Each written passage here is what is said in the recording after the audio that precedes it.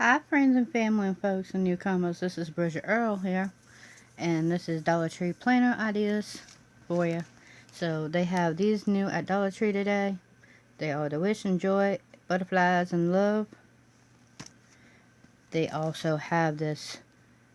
It says today, whenever, weekend, important, fabulous.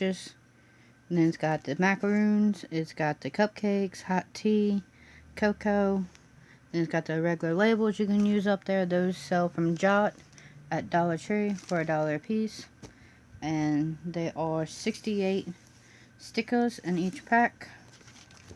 And then I got this Daydreamer to use for, I'm going to use mine for lunches to stick my sandwiches down in, or you could use them for pencils or whatever, but the reusable bags are so more expensive, and I saw this idea on Pinterest, and these wipe out real easy, so I got me a Daydreamer one. They have other ones up there. I'm going to start investing in a few just so I can have something to take along, a sandwich, chips or something, and for school, for driving around, just have something little.